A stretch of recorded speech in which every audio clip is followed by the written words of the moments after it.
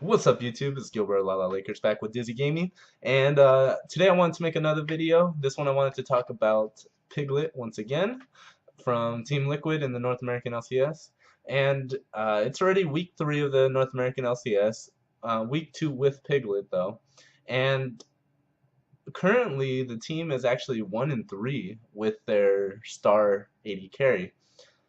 It seems like there's still a couple issues that they need to be ironed out, which are pretty obvious. I think that's kind of an understatement. But yeah, I wanted to cover a couple of the reasons, a couple of more reasons why I feel Piglet is still struggling in his second week in the North America. So the first thing I want to talk about is that it's kind of more of a team problem that they're having, not just the synergy. You know, you can tell the lack of the language barrier is somewhat affecting them, but the Team Liquid is doing the same thing that Curse was doing for as long as I can remember, and that is when the enemy team gets some sort of advantage,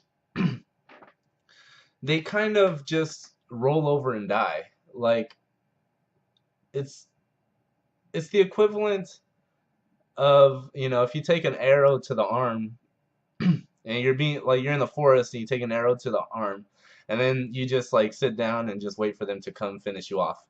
It it doesn't make any sense to me.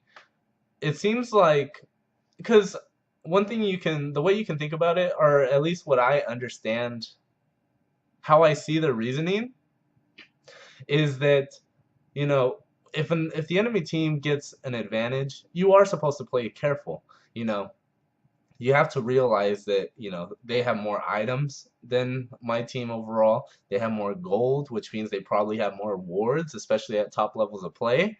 So they're gonna have vision and everything. So yes, being careful is a great idea when you are behind, because being careful allows you to take advantage of the opportunities when they present themselves to make a comeback. But the thing is you have to take those opportunities. Not only do you have to take them, you have to be able to recognize them in the first place. And that is something that I think Team Liquid has really struggled for whatever reason. And it's always been, even back to Curse Gaming, it's always been a struggle with this team. There's no returning players from the original Curse, like back in season, what did they start? Season 2, maybe even season 1 of the LCS. So I know that it's really, really tough to find those opportunities at the top level, but there are opportunities. Even in, well, especially in the North American LCS compared to the other, professional scenes, there's a lot of mistakes. And all Team Liquid, they have the talent. There's no reason why they should be struggling this bad, losing to teams that they should be winning, and losing lane when they have arguably the most talented bot lane in Western League of Legends. It's really frustrating as a spectator to just watch a team get an advantage early, and then just take it from early lane kill maybe to dragon to buff control to enemy jungle control back to another kill to team fight win, and it keeps going up and up. Team Liquid does do a decent job of like stalling, I guess you could say, but it seems like they cannot fight back. They lack that. I don't know if it's drive. Like, I don't know if they get so disheartened by an early loss in a game that you can easily come back from, but they just get so sad or so upset that they go on tilt. I mean, that's a possibility. But whatever it is, they definitely need to fix it, because not only is it affecting the entire team, but it's also affecting their new supposed star player, but he has yet to prove it in Piglet. So another thing that I wanted to talk about, this one's more about Piglet specifically, is one thing you got to remember is that teams are still focusing Piglet.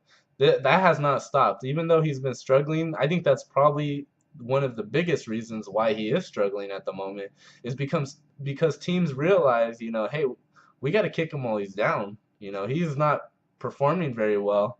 Let's make sure that he doesn't perform well this game against us.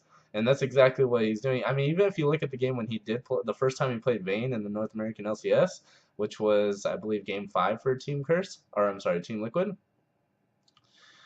it although he played much, much better because they got an early lead, it wasn't as dominating as we're used to seeing, especially with him on a Vayne pick. Like, I remember when he would pick Vayne and OGN, even past the Season 3 World Championships, he would still really show up on every Vayne game that I saw, at least. I don't know, he might have had a couple, that, they struggled with, but man, he is a hell of a Vayne player. The mechanics are off the charts with his Vayne pick, and you just didn't see that. Like, you saw some decent mechanics, you saw some really good plays in that Game 5, but then again, you look back at Game 6, he chose Vayne again, and one thing that I noticed on a Reddit comment that was very true is he was making just like non-Piglet-esque mistakes.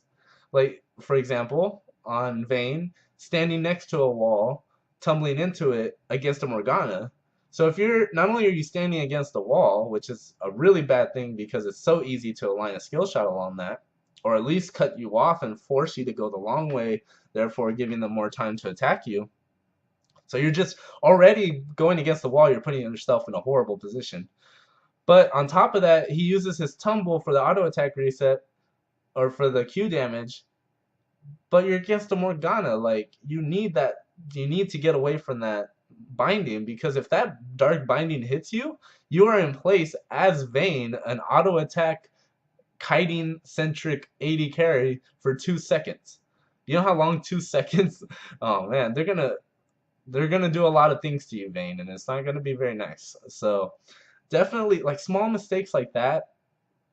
I don't know if he is on tilt at the moment, adjusting to the entire culture as a whole, the LCS. But he definitely doesn't look like he's playing in his normal form. It definitely looks like something is wrong. And although he does have some mechanically good plays every now and then, he's making these small plays, and these small plays are adding up more and more because teams are focusing on him. So definitely when the enemy is making sure to keep you down, that's when you really can't afford to be making all these mistakes like that, because it's just these small mistakes, these minor mistakes are going to turn into huge mistakes, and as you see, they're turning into game losses, which is obviously something they want to avoid. Also, one more thing that I feel is really causing Piglet to once again just struggle with his early League of Legends and North America career is Team Liquid as a whole. Once again, they need a solo lane to create pressure. And not just by playing well, I mean by playing great. Like, for example, carries that we know very well that do this: Bjergsen, Zhao Zhao, Zion Spartan at times, stuff like that. I'm sorry, stuff like that. Players like that, they have the ability to say, all right, my team, hey, I got an early kill, let's make it 6. That type of mentality. Hey, keep going, going, going. Just keep the pressure on, make them come to me, because the more you come to me, the more map pressure we're going to gain as a team as a whole. So if I create pressure in my lane, that's going to kind of overflow to the rest of the map for my team.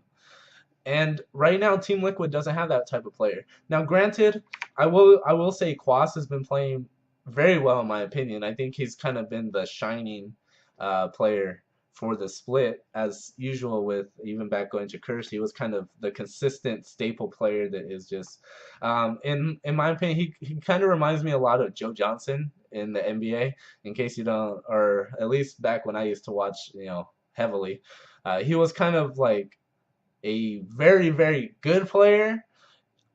I would say great in my opinion.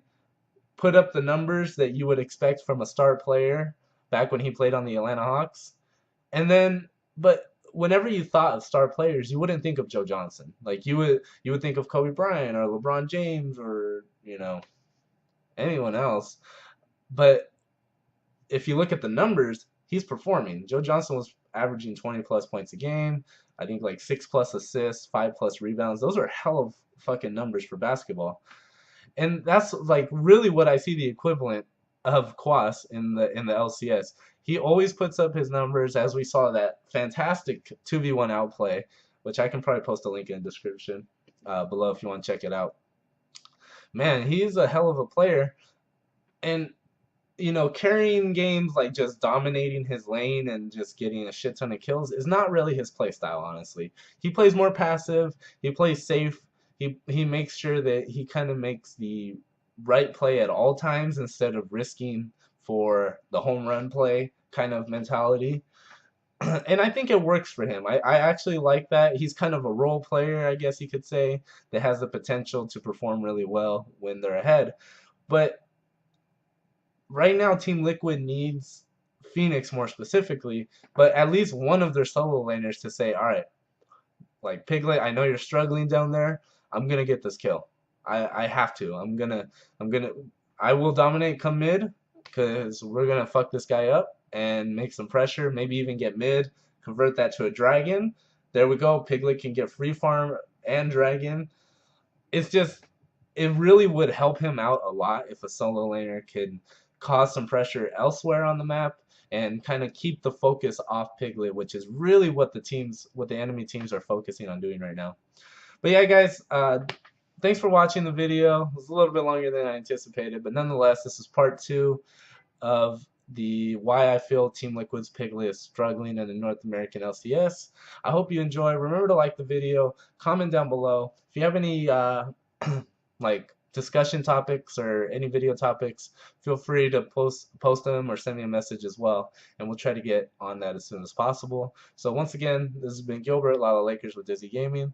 I do want to mention as well at the end of this video that I do have several contributors already signed up for this channel, or to help with Dizzy Gaming as a whole. Their presence will more so be felt on the website when it's ready to launch, which is hopefully very soon.